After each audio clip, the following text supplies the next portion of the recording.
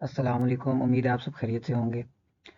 आज की अपनी इस वीडियो में हम सेकंड ईयर का यूनिट नंबर 7 स्टार्ट करेंगे, जो कि है हमारे पास plane analytic geometry straight line. तो इस चैप्टर में हमारे पास जो फोकस है हमारा वो स्ट्रेट लाइन के ऊपर होगा। इस चैप्टर की कुछ ऐसी चीज़ें हैं जो हमें इससे पहले पढ़ी हुई हैं। फॉर एग्जांपल जिसमें हमारे पास पहली चीज़ है डिस्टेंस फार्मूला। सो कुछ चीज़ें रिकॉल करते हैं कि डिस्टेंस फार्मूला क्या होता है, या उसके अलावा मिड पॉइंट का फार्मूला। ये दो ऐसी चीज़ें जो हमने मैट्रिक में पढ़ी हुई थी। So distance formula के according, for example, if you have two distinct points, one point is A जिसे हम कह देते हैं कि ये है x1 y1, और एक पॉइंट हम कह देते हैं कि ये है हमारे पास B x2 y2। तो इनके दरमियान जो डिस्टेंस है जो A को कनेक्ट कर रहा है B के साथ, ये जो डिस्टेंस है इसे हम कहते हैं the distance from A to B। Vertical lines का मतलब एब्सोल्यूट वैल्यू, जिसका मतलब ये होता है कि ये जो आंसर है ये हमेशा पॉजिटिव आएगा। तो यहाँ पे मैं अगर लिखूँ the distance from A to B is equal to square root of x2 minus x1 square plus y2 minus y1 square. So this is distance formula, जो कि हमने इससे पहले 9th क्लास में भी पढ़ा था। तो ये एक तो हमारे पास कॉन्सेप्ट यूज़ हो रहा है 7.1 में। इसके बाद हमारे पास दूसरा कॉन्सेप्ट है mid point formula. Mid point mid point का फार्मूला जो है वो हमारे पास कोई से दो पॉइंट्स अगेन दिए हुए हों और उनके दरमियान एक पॉइंट फाइंड करने के लिए यूज़ होता है, जो कि उन दो पॉइंट्स का मिड पॉइंट हो। फॉर एग्जांपल मैं यहाँ पे अगर एक ड्रॉ करूँ और मैं यहाँ पे दो पॉइंट ले लेता हूँ, अगेन मैं एक पॉइंट लेता हूँ ए x1 y1, और एक पॉइंट ले लेता हूँ b जिसे मैं कहता हूँ x2 एंड y2। तो जब मैं कनेक्ट करूँगा a को b के साथ तो ये स्ट्रेट लाइन आ जाएगी, और इनके दरमियान वाला जो पॉइंट होगा इसे अगर हम नाम दे दें m। सो यहाँ पे जो m होगा, यानी कि m क्या होगा, m is equal to mid point of A B. तो mid point of A B कैसे फाइंड करते हैं, x1 plus x2 divided by 2 and y1 plus y2 divided by 2। So ये दो चीज़ें ऐसी थी जो हमने इससे पहले पढ़ी हुई थी और हमने इनको जस्ट रिकॉल किया। 7.3 में जो तीसरी चीज़ यूज़ हो रही है वो है हमारे पास रेशो फार्मूला। इसके बाद जो हमारे पास कॉन्सेप्ट यूज़ हो रहा है 7.1 में वो है रेशो फार्मूला।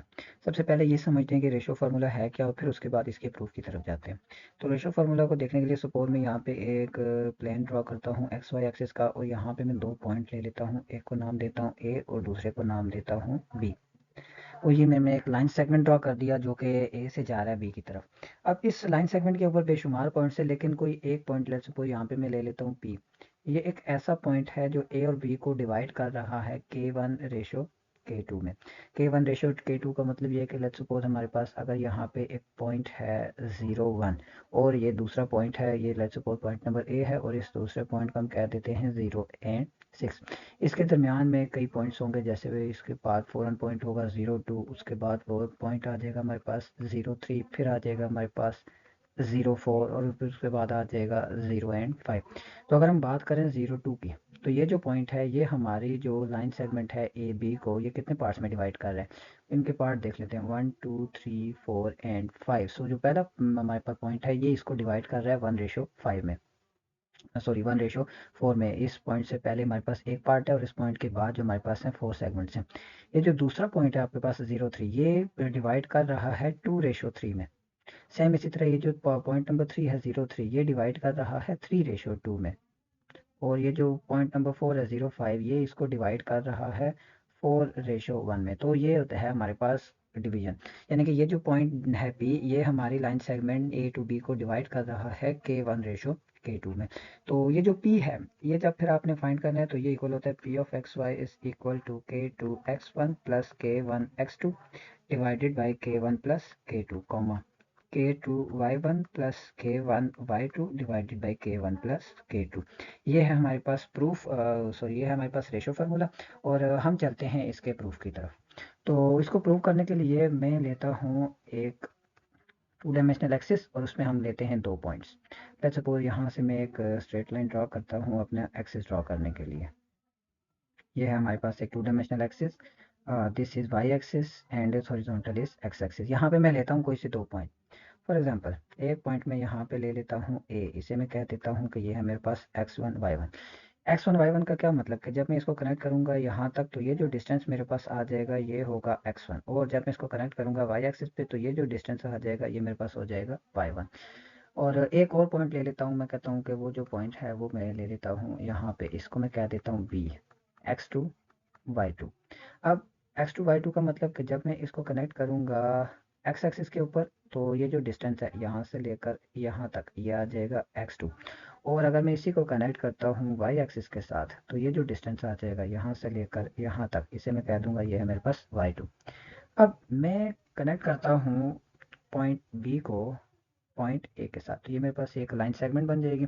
इस लाइन सेगमेंट के ऊपर मैं एक पॉइंट ले लेता हूँ, लेट्स सपोज मैं यहाँ पे एक पॉइंट मार्क कर देता हूँ, ये पॉइंट P, और इस पॉइंट को मैं कह देता हूँ एक्स वाई। अब इस पॉइंट को जब मैं कनेक्ट करूँगा एक्स एक्सिस के साथ तो मेरे पास यहाँ से लेकर यहाँ तक का डिस्टेंस आ जाएगा x, और इसको मैं जब कनेक्ट करूँगा वाई एक्सिस के साथ तो यहाँ से लेकर यहाँ तक का डिस्टेंस आ जाएगा y। यहाँ से मैं a से एक हॉरिजॉन्टल लाइन ड्रॉ करता हूँ जो इस पॉइंट पे आके टच करेगी, एक मैं यहाँ से लाइन ड्रॉ करता हूँ जो इस पॉइंट को यहाँ पे आके टच करेगी, तो मेरे पास ये दो ट्राइंगल्स बन गए। कौन कौन सी? पहली triangle A B and this point को मैं कह देता हूँ क्यू, और ये है मेरे पास दूसरा पॉइंट, इस पॉइंट को मैं नाम दे देता हूँ आर। अब यहाँ तक लिखने के बाद ये जो एक पॉइंट आ रहा है इस पॉइंट को भी हम नाम दे देते हैं, लेट्स सपोज इसको नाम दे देते हैं एस। तो अब यहाँ पे आपके पास दो ट्राइंगल्स आई हैं, कौन कौन सी? पहली ट्राइंगल है ए पी एस, और दूसरी ट्राइंगल है हमारे पास पी बी आर। इन दो ट्राइंगल्स में अगर आप गौर करें तो ये जो एंगल है ये इस एंगल के इक्वल होगा, और ये जो एंगल हमारे पास आ रहा है जो कि इस एक्सिस के साथ बन रहा है, यानी कि ये वाला जो एंगल है ये इस एंगल के इक्वल होगा। तीसरा एंगल बचा ये जो 90 डिग्री का है, तो ये 90 डिग्री के एंगल के इक्वल होगा। इसका मतलब इन दो ट्राइंगल्स की तीनों साइड, तीनों एंगल्स जो हैं वो आपस में इक्वल है। अगर ये इक्वल हैं तो यहाँ पे मैं लिखूंगा कि जो ट्राइंगल है A P S that is similar to, A P S is similar to, APS किसके सिमिलर है? दूसरी जो ट्रायंगल है वो है पीबीआर के।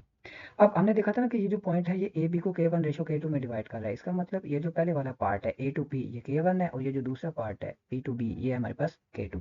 सिमिलर ट्रायंगल की ये प्रॉपर्टी होती है कि उनकी जो कोरिस्पॉन्डिंग साइड्स होती हैं उनकी रेशो हमेशा सेम आती है। फॉर एग्जांपल अगर मैं यहाँ पे रेशो फाइंड करूँ ए टू एस तो मैं लिखूंगा ए एस डिवाइडेड बाय, इसके कोरिस्पॉन्डिंग है हमारे पास P R, A S over P R, ये इक्वल होगा, दूसरी से हमारे पास साइड है यहाँ से लेकर यहाँ तक वर्टिकल जो है पी एस, और वर्टिकल साइड यहाँ पे जो है हमारे पास वो है B into R, P S over B R, और तीसरी साइड हाइपोटेन्यूस रहेगी यानी कि A P ratio B P, A P divided by B P. ये तीनों टर्म जो हैं वो हमेशा क्या आएंगी? सेम आएंगी।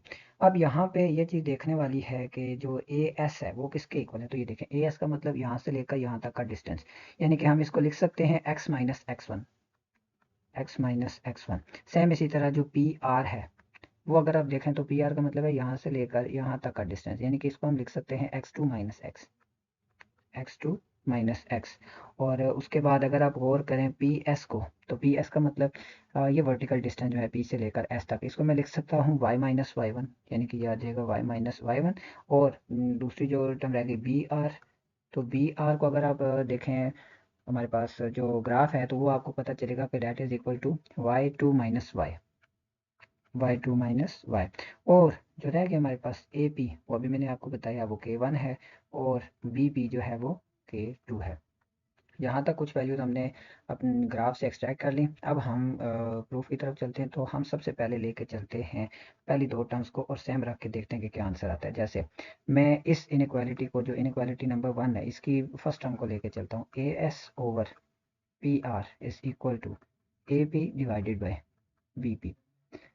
मैं वैल्यूज पुट करूंगा, ए एस अभी मैंने फाइंड किया था, ये है x minus X one over P R, मतलब x2 minus X equal to K one divided by K two. Cross multiply करते हैं तो ये आ जाएगा K two X minus K two X one is equal to K one X two minus K one X. X वाली items एक तरफ ले जाते हैं तो ये आ जाएगा K two x plus K one x, बाकी सब दूसरी तरफ, के one X two plus k2x1, और x कॉमन जब लेंगे तो यहाँ पे रह जाएगा k2 plus k1 is equal to k1x2 plus k2x1, और यहाँ से मैं जब सिंप्लीफाई करूँगा तो x की वैल्यू मेरे पास क्या आ जाएगी, x is equal to k1x2 plus k2x1 divided by k1 plus k2। Same इन्हीं पैटर्न के ऊपर अब मैं सेकेंड टर्म्स को लेकर चलता हूँ, यानी कि P S over B R and is equal to A P over B P, और यहाँ से फिर मैं दोबारा जब सिंप्लीफाई करूँगा तो पी एस किसके इक्वल है, Y minus Y one over B R का मतलब Y two minus Y equal to, ये आ जाएगा K one over K two, cross multiply करते हैं, क्रॉस मल्टीप्लाई करने के बाद हमारे पास आ जाएगा K two Y minus K two Y one is equal to K one Y two minus K one Y, Y वाली साइड हम एक तरफ ले आते हैं, K two Y plus K one Y is equal to K one Y two plus K two Y one, जब यहाँ से y कॉमन लेंगे तो रह आ जाएगा K to plus K one is equal to K one Y two plus K two Y one, और यहाँ से y का जो आंसर आ जाएगा मेरे पास वो है K one Y two plus K two Y one divided by K one plus K two, और यही टर्म हमने फाइंड करनी थी और यही हमने प्रूव करना था रेशो फार्मूला के अकॉर्डिंग। अब हम फाइंड कर तो अब हम फाइंड करना चाहते हैं सेंट्रॉइड ऑफ अ ट्रायंगल। 7.1 में जो तीसरा कॉन्सेप्ट यूज हो रहा है वो हमारे पास है सेंट्रॉइड का। तो यहाँ पे हमने एक ट्रायंगल ले ली है with 3 vertices A B and C, और उसके बाद हमने तीनों साइड्स के ए बी बी सी और सी ए, इन तीनों के जो मिड पॉइंट्स हैं वो फाइंड कर लिए। ए और बी का जो मिड पॉइंट है वो डी है, बी और सी का मिड पॉइंट एफ है, और सी और ए का मिड पॉइंट जो है वो ई है। अब आपने पढ़ के आए हुए हैं मैट्रिक में मीडियंस क्या होते हैं। So median is a straight line that passes through a vertex and joins the midpoint of the opposite side. So यहाँ पे मैं एक स्ट्रेट लाइन ड्रॉ करता हूँ जो वर्टेक्स ए से पास करेगी और जाके एफ को कनेक्ट कर देगी, तो ये हमारे पास पहला मीडियन आ जाएगा। सेम इसी तरह मैं सी से एक लाइन पास करवाऊंगा और जो जाके डी को कनेक्ट करेगी, लेकिन यानी कि ये दूसरा मीडियन हमारे पास आ जाएगा, और पॉइंट बी से एक और स्ट्रेट लाइन ड्रॉ होगी जो ई को जाके टच करेगी, तो ये आ जाएगा हमारे पास थर्ड मीडियन। अब ये जो तीनों मीडियंस होते हैं ये हमारे पास एक पॉइंट पे हमेशा आके इंटरसेक्ट करते हैं, इस पॉइंट को कहते हैं सेंट्रॉइड। ये सेंट्रॉइड फाइंड करने का जो फॉर्मूला है वो हमारे पास क्या है, suppose x1 y1 coordinates of the point A, B के कोऑर्डिनेट्स हम क्या देते हैं x2 y2, और सी के जो कोऑर्डिनेट्स हैं उनको अगर हम कहें x3 y3, तो सेंट्रॉइड का फॉर्मूला हमारे पास होता है x1 plus x2 plus x3 whole divided by 3 and y1 plus y2 plus y3 whole divided by 3। So ये हमारे पास फॉर्मूला है सेंट्रॉइड का, सेंट्रॉइड को फाइंड करने का। तो ये तीन कॉन्सेप्ट जो हैं ये हमारे पास यूज होंगे एक्सरसाइज 7.1 में। सो मूव करते हैं अपनी एक्सरसाइज के ऊपर। एक्सरसाइज है हमारे पास 7.1 जिसका पहला टॉपिक है द 3 पॉइंट्स आर, ए दिया हुआ है -1 3, बी दिया हुआ है आपको 2 1, और सी दिया हुआ है 5 and -1। You have to show that the distance from A to B plus the distance from B to C is equal to the distance from A to C. So यहाँ पे इस क्वेश्चन को सॉल्व करने के लिए मैं सबसे पहले तो जो डाटा मुझे गिवन दिया हुआ है वो लिखूंगा। मुझे गिवन दिया हुआ है कि ए जो है पॉइंट आपके पास वो है -1 3, पॉइंट नंबर बी आपको दिया हुआ है 2 एंड 1, और पॉइंट नंबर सी आपको दिया हुआ है 5 एंड -1।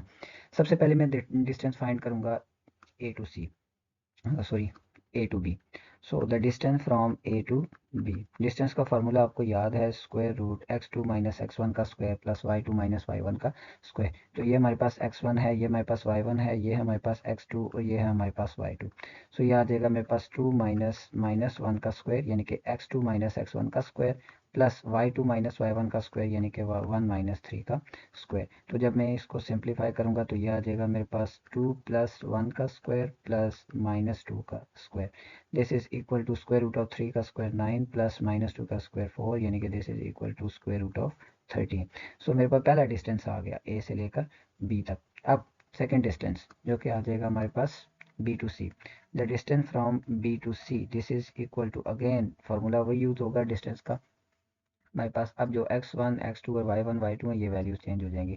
अब क्योंकि ये आ जाएगा x1, ये आ जाएगा y1, ये आ जाएगा x2 और ये आ जाएगा y2।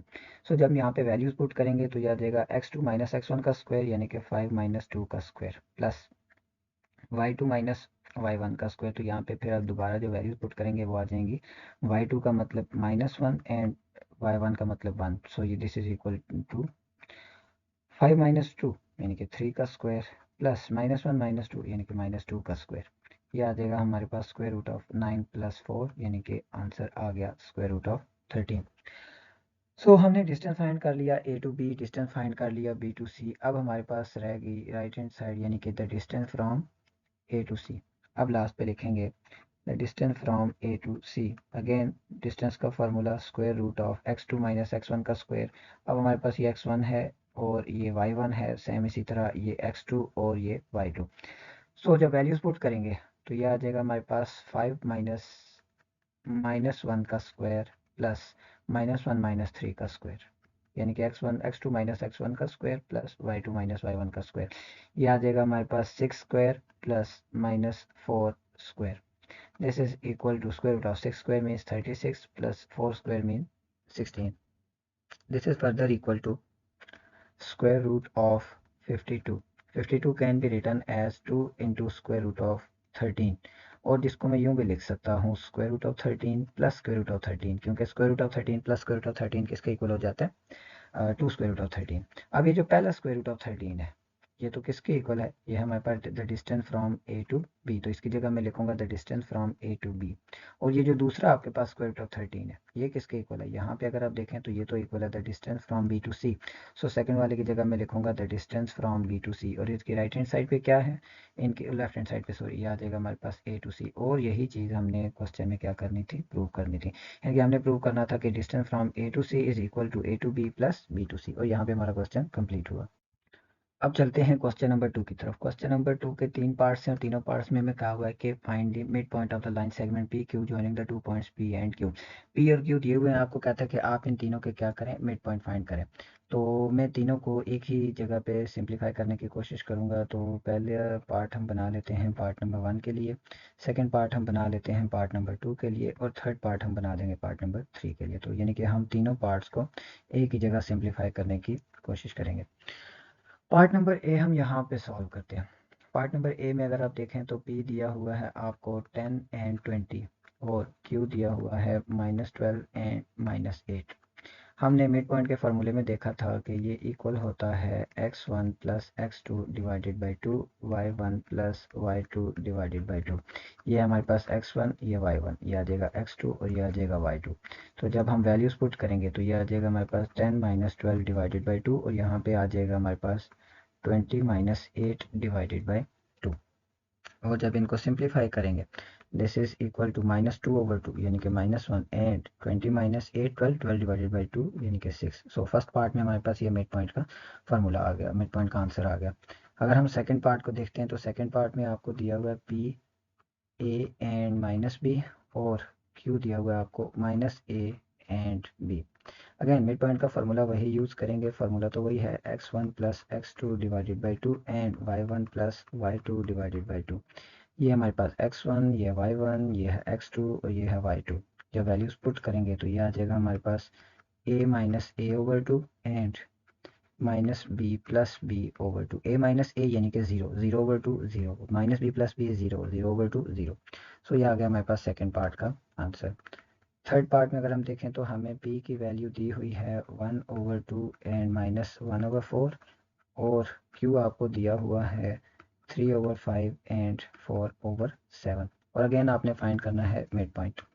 मिड पॉइंट का फॉर्मूला यहाँ पे हम डायरेक्टली पुट करेंगे तो यह आ जाएगा x1 plus x2 divided by 2 and y1 plus y2 divided by 2।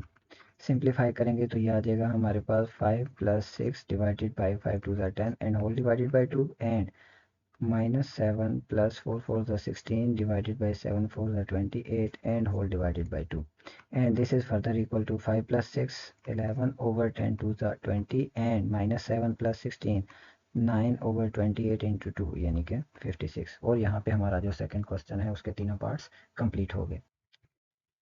Question number 3 की तरफ अगर आप देखें तो क्वेश्चन नंबर 3 में आपको दिया हुआ है कि in each case, find the coordinates of the point RXY which divides the line segment PQ joining the 2 points। यानी कि यहाँ पे हमें रेशो फार्मूला का यूज़ करना पड़ेगा। जैसे पार्ट नंबर ए में हमें कहता है P12 Q34 और रेशो दी हुई है इन दी रेशो क्या दी है 5:7। रेशो फार्मूला के अकॉर्डिंग हमारे पास जो x के वेरिएबल जो कंपोनेंट्स हैं वो हैं x1 y1 और q p के जो हैं, और जो q के हैं वो हैं हमारे पास x2 एंड y2। 5 हमारे पास है k1 की वैल्यू, 7 हमारे पास है k2 की value. So R x Y, हम फार्मूला जो हमने वहाँ पे ड्राइव किया था वो लिख लेते हैं k2 x1 plus k1 x2 divided by k1 plus k2 and k2 y1 plus k1 y2 divided by k1 plus k2। और जहाँ जहाँ पे हमने वैल्यू पुट करनी है वहाँ पे वैल्यू पुट कर देते हैं, यानी कि ये हमारे पास आ जाएगा this is equal to k2 means 7, 7 into 1 plus 5 into 3 divided by 5 plus 7, comma, then आ जाएगा हमारे पास 7 into 2 plus 5 into 4 and divided by 5 plus 7। So जब इसको हम सिंप्लीफाई करेंगे तो ये हमारे पास आ जाएगा 7 1 ज़ा 7 प्लस 5 3 ज़ा 15 यानी कि 22 डिवाइडेड बाय 5 प्लस 7 यानी कि 12। 7 2 ज़ा 14, 14 plus 20 is 34, 34 divided by 12। Cancellation होगी तो हमारे पास आंसर आ जाएगा 11/6 एंड 17/6। और यही हमने क्या करना था, फाइंड करना था। क्वेश्चन नंबर इसी का पार्ट बी अगर हम देखें तो पार्ट बी में अगर आप फोकस करें तो ये है हमारे पास k1, ये है हमारे पास k2, लेकिन k2 नेगेटिव है। अगर k2 नेगेटिव है तो r जो है वो डिवाइड करता है pq को एक्सटर्नली। अगर हमारे पास k1 और k2 दोनों पॉजिटिव हैं तो वो इंटरनली डिवाइड करता है। इंटरनली डिवाइड करने का मतलब ये है कि अगर ये पॉइंट है हमारे पास p और ये पॉइंट है हमारे पास q, तो r इन दोनों के मिड में ही कहीं पे आएगा जो कि इन दोनों को इंटरनली डिवाइड करेगा। लेकिन एक्सटर्नली डिवाइड करने का मतलब ये है कि ये जो p r है हमारे पास वो कहीं outside of the p and q है, यानी कि ये जो r है जिसे हम कहते हैं एक्स वाई, वो हमारे p q को एक्सटर्नली जो है वो डिवाइड करता है। क्यों? जब भी आंसर नेगेटिव होगा तब भी हम ये कहेंगे कि जो r है वो डिवाइड करता है p q को एक्सटर्नली। यहाँ पे नेगेटिव दिया हुआ है तो इसका मतलब कि वो जो पॉइंट है वो इसको एक्सटर्नली डिवाइड करेगा, लेकिन फार्मूले पे कोई फर्क नहीं पड़ेगा। फार्मूला हमारे पास वही रहेगा जो हमने इससे पहले क्वेश्चन में किया है। R x Y is equal to k2 x1 plus k1 x2 divided by k1 plus k2 and k2 y1 plus k1 y2 divided by k1 plus k2। Value जब पुट करेंगे तो हमारे पास आंसर आ जाएगा k2 means -2 into x1, ये point है हमारे पास x1, ये y1, ये है x2 और ये है y2। -2 into 3 plus 3 into -6 divided by -2 plus 3, comma, -2 into 4 plus 3 into 2 divided by -2 plus 3। मज़ीद सिंप्लीफाई करेंगे तो ये आ जाएगा हमारे पास this is equal to -6 -18 divided by 1, comma, -8 plus 6 divided by 1 and this is further equal to -24, -2। So यही हमने फाइंड करना था। अब चलते हैं इसी के पार्ट नंबर सी की तरफ। अगर आप पार्ट नंबर सी में देखें तो this is x1, this is y1, this is x2, this is y2, this is k1 and this is k2। R का फॉर्मूला लिखेंगे, R x Y is equal to k2 x1 plus k1 x2 divided by k1 plus k2, comma, k2 y1 plus k1 y2 divided by k1 plus k2। तो ये values लिखने के बाद अब हम इन सब की वैल्यूज पुट करेंगे। This is equal to k2 means 1 into -6 plus 2/7 into 7 divided by 1 plus 2/7, comma, again 1 into 7 plus 2/7 into -4 divided by 1 plus 2/7। So calculations perform करते हैं। दिस इज इक्वल टू -6, यहाँ से 7 7 से कैंसिल हो जाएगा, +2 divided by 7 plus 2 whole divided by 7, यहाँ पे denominator में एलसीएम लिया है, कॉमा, 7 -4 2 ज़ा 8/7 divided by 7 plus 2 whole divided by 7। यहाँ पे भी हमने डिनोमिनेटर में क्या लिया, एलसीएम। तो इसको हम लिखेंगे this is equal to -4 divided by 9/7, comma, यहाँ पे फिर एलसीएम लेंगे तो यह आ जाएगा 49 - 8 डिवाइडेड बाई 7 डिवाइडेड बाई 9/7। मजीद सिंप्लीफाई करते हैं। आपको पता है डिवीजन के नीचे डिवीजन है तो लास्ट टर्म ऊपर चली जाती है, तो यह आ जाएगा -4 इंटू 7 डिवाइडेड बाई 9, कॉमा यहाँ से 7 7 से cancel, 49 minus 8 means 41 divided by 9 आ गया हमारे पास एज इट इज़। और यूँ लास्ट में हमारे पास आंसर आ जाएगा -28/9 एंड 41/9। क्वेश्चन नंबर 4 पे अगर आप फोकस करें तो आपको कहता है in each case in what ratio is the line segment P Q divided by the point R x y. इसमें और पुराने क्वेश्चंस में ये फ़र्क है, तो यहाँ पे आपको आर दे दिया है, K1 K2 आपने खुद फाइंड करना है, P भी दिया हुआ है आपको और Q भी दिया हुआ है। तो सबसे पहले तो जो डाटा गिवन दिया हुआ है वो हम लिखते हैं। पार्ट नंबर ए की अगर हम बात करें तो हमें दिया हुआ है P इज़ 8,10, Q आपको दिया हुआ है -12 एंड 6 और R आपको दिया हुआ है -4/7 एंड 58/7। यहाँ तक लिखने के बाद सबसे पहले तो मैं फार्मूला लिखूंगा आर एक्स वाई का। R x comma y this is equal to K1 X2 plus K2 X1 divided by K1 plus K2 comma K1 Y2 plus K2 Y1 divided by K1 plus K2।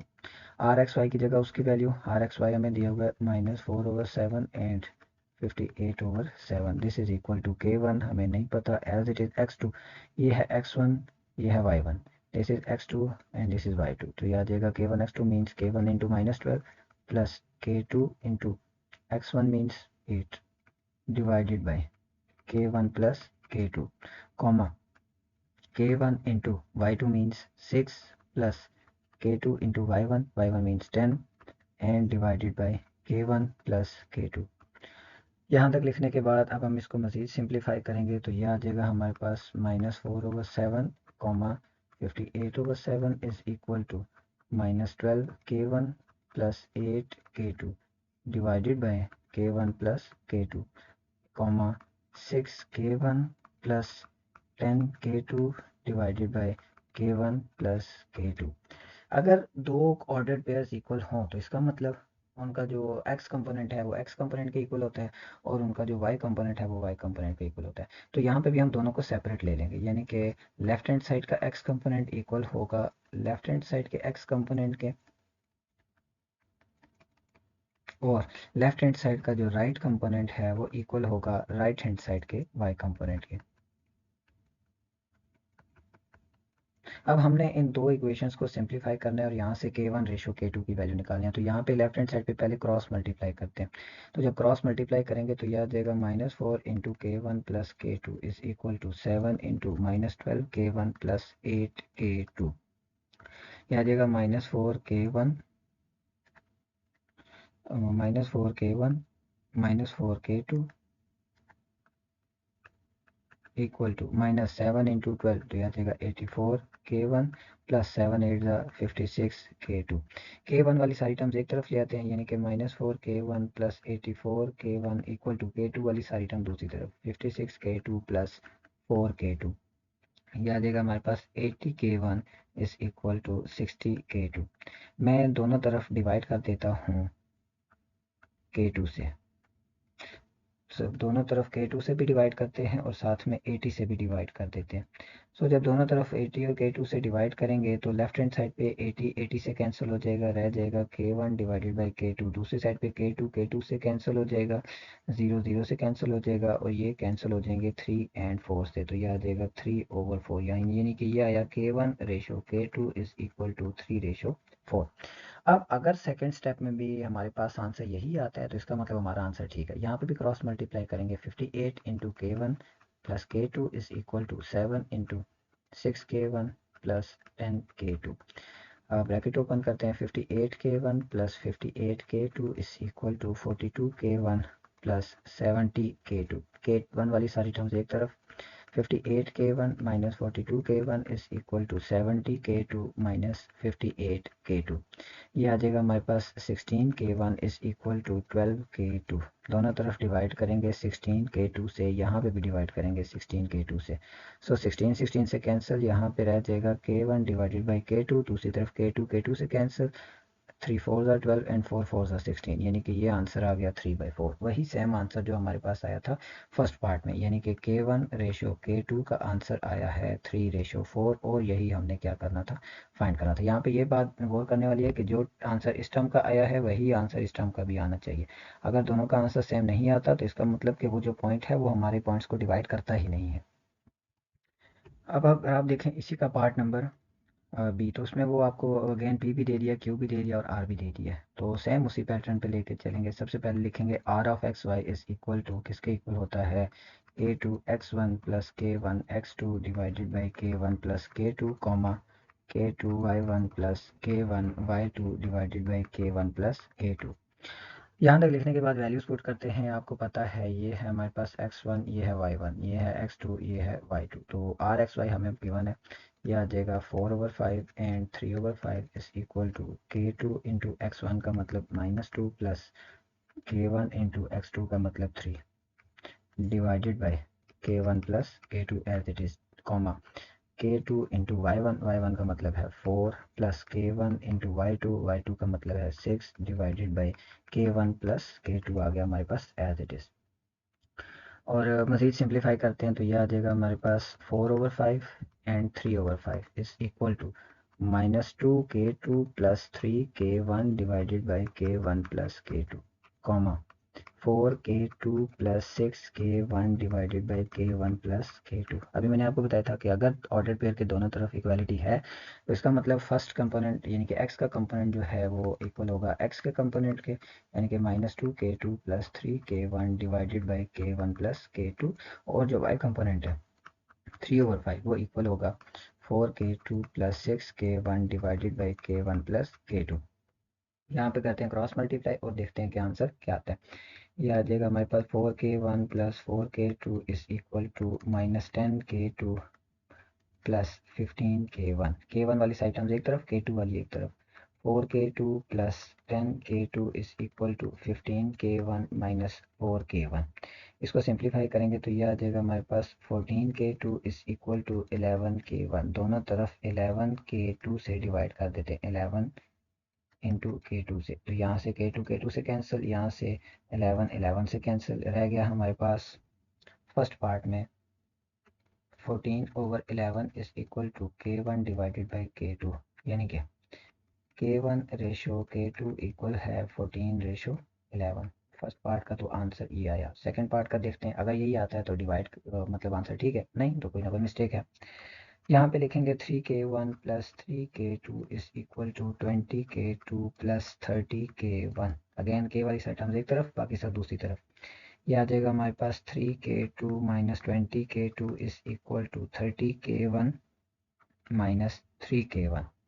Simplify करेंगे मज़ीद तो यह आ जाएगा हमारे पास -17k2 is equal to 27k1। Divide करेंगे दोनों तरफ 27k2 से, यहाँ पे भी डिवाइड करेंगे 27k2 से, k2 से कैंसिल, -17/27 इक्वल टू 27 से cancel k1 over k2। So second part से हमारे पास आंसर आया k1 ratio k2 is equal to -17/27। लेकिन अगर आप गौर करें दोनों पे तो ये तो सेम ही नहीं है, तो इसका मतलब R does not divide PQ, कि R जो है वो PQ को डिवाइड नहीं करता। अब चलते हैं इस एक्सरसाइज के लास्ट क्वेश्चन पे, जिसमें वो कहता है find the centroid of the triangle ABC। जो ट्रायंगल है ABC उसका सेंट्रॉइड फाइंड करें। सेंट्रॉइड फाइंड करने का हमने जो फार्मूला था वो लास्ट टाइम देख लिया था। पार्ट नंबर ए की तरफ चलते हैं, जिसमें कहता है A इक्वल है 4 एंड -2, B आपको दिया हुआ है -2 एंड 4, और C आपको दिया हुआ है 5 एंड 5। ये है हमारे पास x1 y1, this is x2 y2, this is x3 y3। So centroid को मैं एक नया नाम दे देता हूँ। लेट्स सपोज मैं उसे कह देता हूँ D। Let D be centroid. D को हम कहने कह दिया कि वो सेंट्रॉइड है, तो D किसके इक्वल हो जाएगा, x1 plus x2 plus x3 divided by 3, comma y1 plus y2 plus y3 divided by 3। Values put करते हैं। x1 का मतलब 4 -2 plus 5 divided by 2 and -2 plus 4 plus 5 divided by 2, और यहाँ से मेरे पास D का आंसर आ जाएगा 2 प्लस 5 यानी कि 7/2 एंड 9 - 2 यानी कि 7/2, और ये हमारे पास सेंट्रॉइड का आंसर आ गया। इसी का जो पार्ट नंबर बी है उसमें अगर आप देखें तो अगेन आपको 3 पॉइंट्स दिए हुए हैं। ये है x1 y1, this is x2 y2, this is x3 and y3। तो सेंट्रॉइड का फार्मूला लिखेंगे x1 plus x2 plus x3 divided by 3 and y1 plus y2 plus y3 divided by 3। Values put करेंगे तो ये आंसर आ जाएगा 3 plus 4 plus 3 divided by 2 and 5 plus 6 minus 1 divided by 3। Oh sorry, यहाँ पे ये हमारे पास 3 है, 3. So this is equal to 10/3 and 5 plus 6 10 10 11 11 minus 1 यानी कि 10/3, और ये हमारे पास रिक्वायर्ड आंसर आ गया। इसका जो पार्ट नंबर 3 है सी, वो भी सेम इसी तरह इसी मेथड के ऊपर आपने करना है, और उम्मीद है इंशाल्लाह ताला हो जाएगा। तो हम इंशाल्लाह ताला नेक्स्ट वीडियो में मिलते हैं 7.2 के साथ। तब तक के लिए अपना ख्याल रखिएगा। अल्लाह हाफिज़।